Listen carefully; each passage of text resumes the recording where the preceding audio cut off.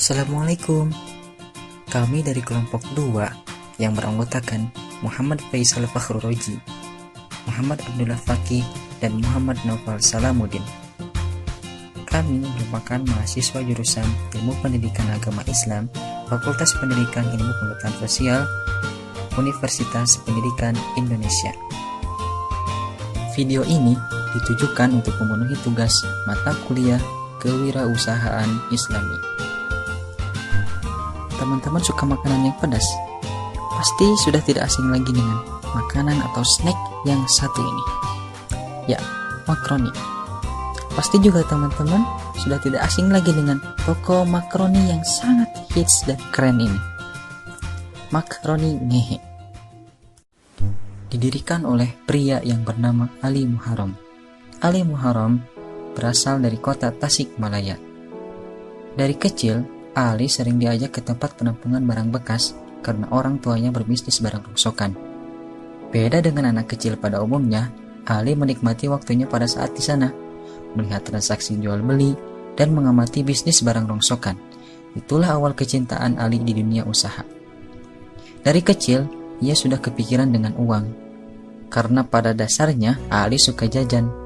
Jadi walaupun suka jajan, ia gak bisa meminta uang ke ibunya karena kondisi ekonominya yang kurang baik sejak ayahnya meninggal di sekolah dasar.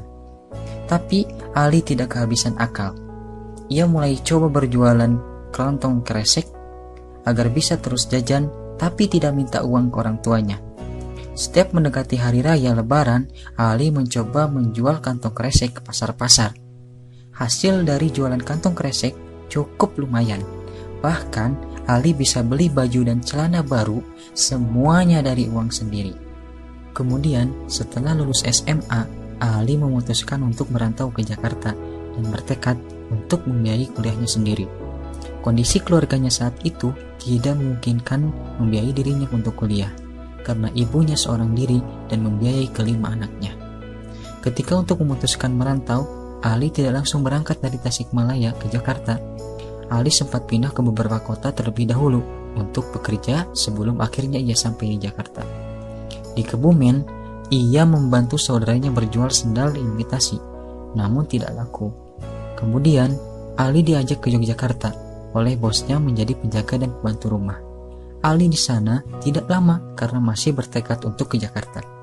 Ali diajak saudaranya ke Bogor yang sudah terlebih dahulu bekerja di sana sebagai office boy. Nah, barulah Ali mendapat kesempatan pergi ke Jakarta. Setelah sampainya di Jakarta, hidup tidaklah menjadi mudah. Karena merantau, Ali pernah melakukan beberapa pekerjaan untuk bertahan hidup. Bahkan, ia pernah bekerja menjadi tukang cuci piring di kantin karyawan Cinere Mall dan digaji 5.000 per hari. Semua itu ia lakukan untuk menyambung hidup. Gajinya tergolong kecil untuk bertahan hidup di Jakarta.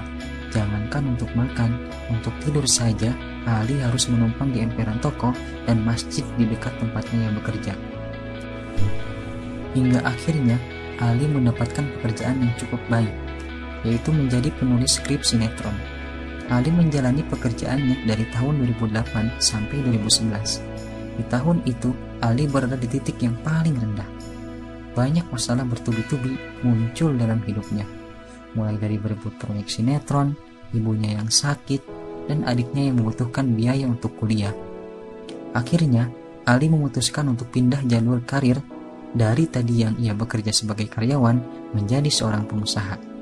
Ali sadar kalau ia tidak bisa mengandalkan gaji bulanan dan dia butuh penghasilan yang lebih dari gaji karyawan. Satu-satunya cara yaitu dengan punya usaha sendiri, hingga akhirnya Ali memutuskan untuk berbisnis makaroni. Ada cerita personal dari bisnis makaroni yang dijalaninya. Pada tahun 1993-an, ibunya pada saat itu membuat makaroni kering yang diberikan bumbu asin dan pedas untuk bisa dinikmati di hari raya. Menariknya, ini merupakan resep asli dari ibunya. Karena enak, ternyata banyak orang yang menjual makaroni.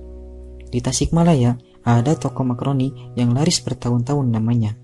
Akhirnya, ibunya mengusulkan, kenapa Ali tidak coba berjualan makaroni saja di Jakarta? Ali awalnya dibantu oleh ibunya, mulai dari belanja bahan baku di pasar hingga menentukan harga jual yang cocok. Ali pada saat itu memproduksi makaroni sebanyak 100 bungkus per hari dan mendapatkan keuntungan 3 juta rupiah. Ali kemudian pergi ke Jakarta dan membagikan sampel produk ke teman-temannya. Ternyata responnya sangat bagus. Saat semangat-semangatnya Ali membuat usaha, di tahun 2012 ibunya masuk rumah sakit dan kemudian meninggal dunia. Itu merupakan momen yang sangat down bagi Ali. Selama ini ia ingin menjadi pengusaha karena ingin membahagiakan ibunya. Tapi saat itu ibunya tidak ada, sehingga mengubah pemikirannya. Ali pada saat itu bertemu dengan ibu tukang cuci di kosan tempat tinggalnya. Kemudian Ali menyedekahkan sejumlah uang ke ibu tersebut, karena ibu itu seperti sedang membutuhkan uang. Ibu itu pun mengucapkan terima kasih dengan tulus dan terlihat gembira. Itulah momen yang mengubah hidup Ali. Kalau hidup bukan hanya soal dirinya sendiri, tapi melalui usaha, ia bisa membantu orang banyak. Disitulah Ali merasa bahwa ia harus memiliki tokonya sendiri. Dengan modal nekat, Ali meminjam 20 juta dari temannya sebagai modal usaha untuk mendirikan makaroni ngehe. Ali pada saat itu tidak memiliki tabungan untuk mengembalikan uang tersebut, tapi menurut Ali, do or die. Inilah momen yang menjadikan ia seorang pengusaha yang ia dan ibunya inginkan sejak dulu. Kemudian, pada tahun 2013, Ali resmi mendirikan makaroni ngehe di dekat tikungan kampus Binus Anggrek. Nama makaroni ngehe ini juga punya cerita sendiri. Nama ngehe itu merupakan gambaran dari hidupnya. Dulu, ia pernah bekerja di sebuah restoran dan dikatakan oleh seniornya, "Ngehe lu," karena kerjaan dia yang kurang bagus pada saat itu. Menurut Ali, ngehe itu merupakan umpatan soal keadaan yang menjengkelkan dan membuat ia sangat marah. Kata ngehe ini juga menjadi pengingat Ali agar tidak kembali ke kehidupan lamanya yang sulit. Saat awal membuka toko makaroni ngehe, produknya tidak langsung laku. Awalnya tidak ada yang beli karena produknya yang masih baru dan nama yang terbilang aneh oleh kebanyakan orang. Kebanyakan orang hanya foto di depan tokonya saja yang bertuliskan makaroni ngehe yang unik. Rasa makaroni ngehe yang asin dan pedas ternyata cocok bagi masyarakat Indonesia pada umumnya.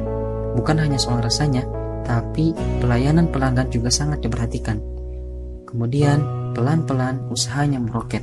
Hingga sekarang, makaroni ngehe sudah tersedia di 34 cabang di seluruh penjuru Indonesia dan omset miliaran per bulan.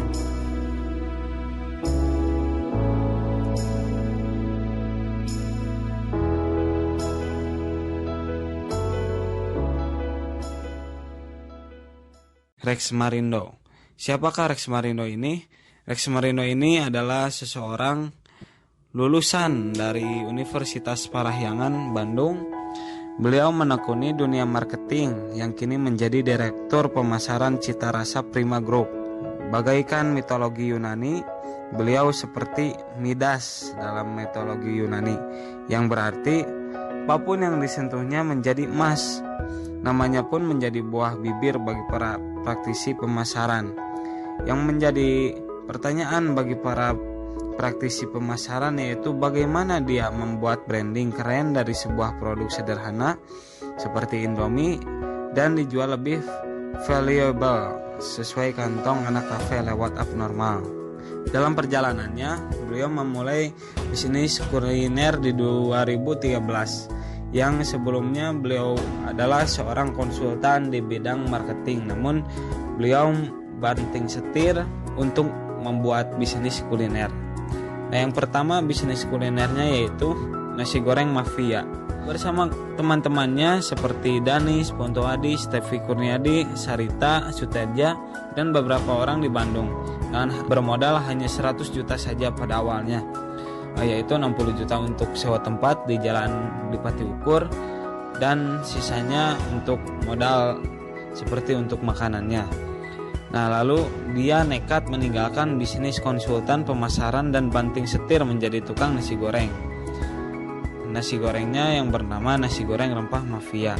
Setelah itu, warung nasi goreng rempah mafia pun booming dan dalam waktu singkat sempat menjadi 28 cabang. Lalu 2014 beliau mendirikan Bakso Bujangan yang sekarang sudah menjadi 25 cabang. Setahun kemudian pada 2015 beliau pun meluncurkan warung abnormal. Nah, ini yang paling menarik, yang paling booming, yaitu abnormal. Akhir tahun ini jumlah cabang warung abnormal akan menjadi 80 cabang. Satu cabang warung abnormal biaya franchisenya bisa mencapai lebih dari 4 miliar. Hanya 4 tahun, Rex dan teman-temannya di CRP Group mempunyai 80 cabang warung abnormal, 25 cabang bakso bujangan, 12 cabang nasi goreng mafia, dan 6 restoran sambal Carmila. Rex Mardino ini mempunyai semangat hidup yang tinggi sehingga dia bisa membuka berbagai macam tempat kuliner.